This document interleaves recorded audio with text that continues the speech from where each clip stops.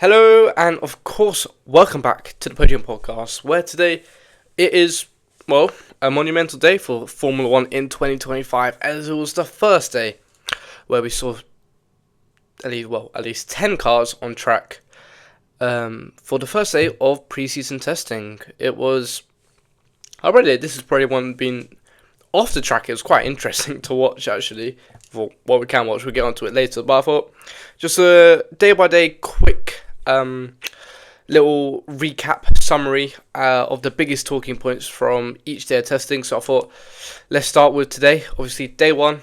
It was pretty much, well, if you look at the last race, back to business for McLaren, as Lando Norris topped the classification timings with a 1:30.4 after 52 laps, followed by George Russell in the Mercedes, 1/10 off, and then Max Verstappen in the Red Bull, 2.5 tenths off. So, I mean, obviously, this is testing. We could not really talk much about, does this mean this, does this mean that? Yes, some teams are sandbagging, some teams are not showing their full potential. However, we can find certain themes which become a pattern which we have seen over the years. So we might as well get into it.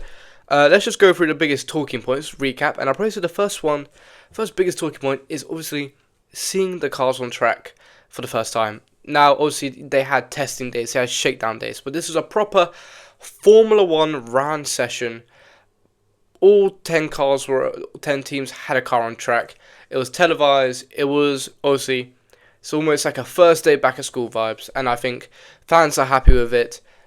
Drivers are happy to get back in the car. The teams are happy to get back into that routine of, travelling and working. And I think it was, obviously, it's good to see cars on track.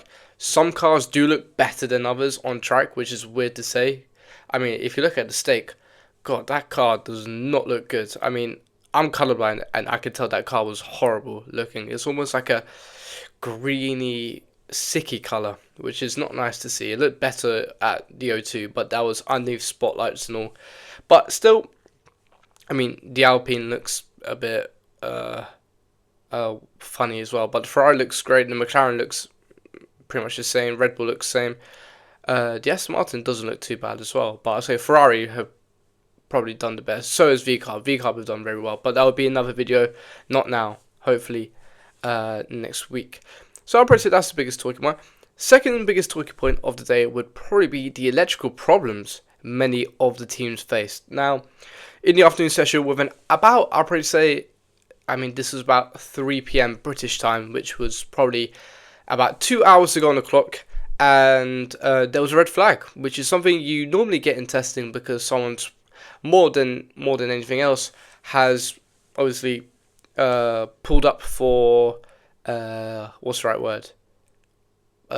Pulled up for, I don't know, maybe their car has not been,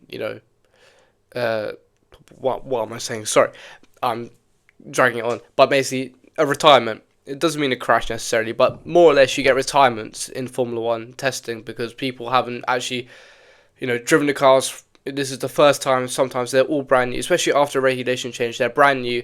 The reliability will be problems, and that's just expected. But red flag, and I see on like the little grid, the track, there's no one stopped.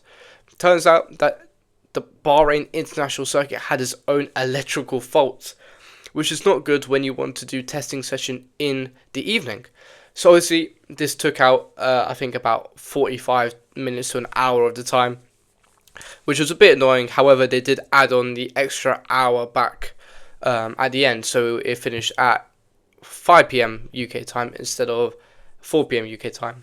But it's still good. It was still funny to see something weird. It's probably unfortunate for the teams who probably have a strict schedule, especially for the people working there, having a schedule of when to pack up, when to do certain things, and obviously being an hour delay is a bit annoying. And they did ultimately lose about 20 minutes in that, which is valuable if you want to, make sure you maximize all of your time as a Formula 1 team.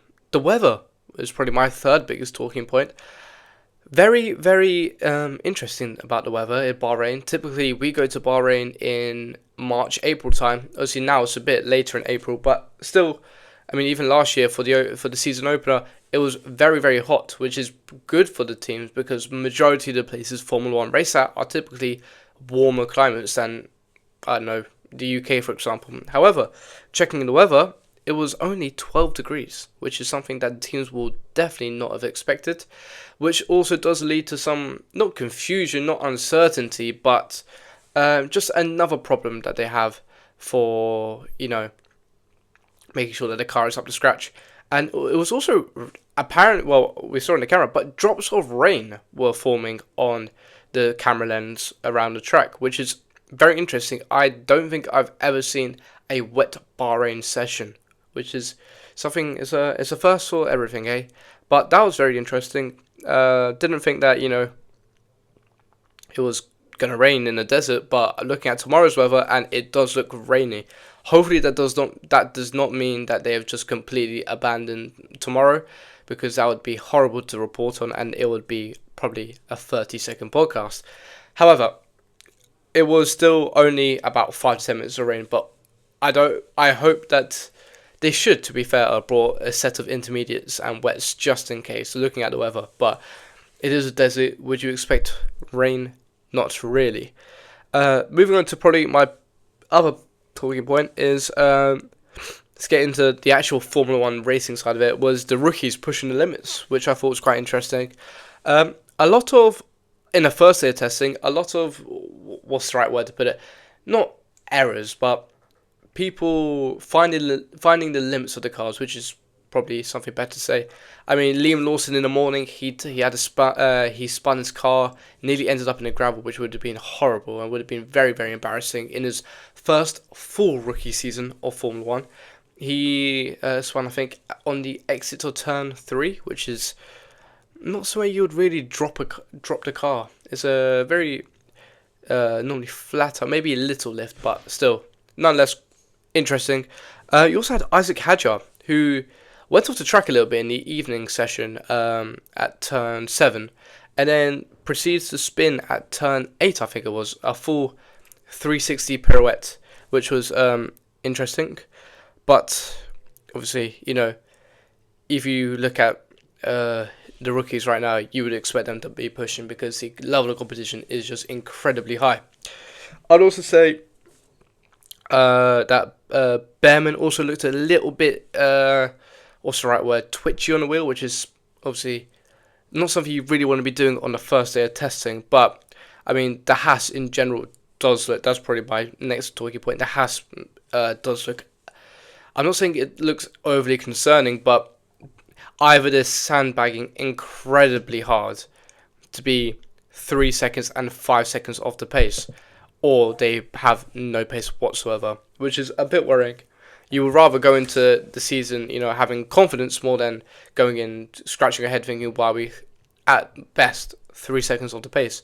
But I mean, they both did a fair number of laps. I think Oliver Behrman managed to do nearly 70, and Ocon managed to do in the afternoon session around the 50 mark. But nonetheless, if the same problems do happen tomorrow, then there might be a cause for concern. My final point, because to be fair, it's a very short podcast I'm making tonight, is that McLaren and Mercedes, I'm not trying to foreshadow anything, but they do look fairly strong. They don't look like, it looks like they know what they're doing. The McLaren looked incredibly tuned in, very comfortable with the car, properly just tuned in. The McLaren looks, just from the drivers driving it, looks probably the smoothest to drive. Does that mean that they're the quickest car? I mean, it leans towards that. So it'll be interesting to see. Mercedes were also quite quick as well, which I was surprised about. Antonelli topping the first timing session by, I think, 3/10, which is a great confidence boost for the 18-year-old. And I think it'll be something that he'll definitely be happy going into to tomorrow. So I think that's a good place to wrap it off. Would I say that I enjoyed it. Yeah, it wasn't too bad. Hopefully tomorrow is not a raining session that is just called off and no one bothers to go out, because that would be horrible. But make sure to like and subscribe. I will be on my Twitter, the Podium Blog F1, which is the handle, by the way, doing an article on it, which will hopefully be posted tonight. So yeah, thank you for watching and have a simply lovely day. Goodbye.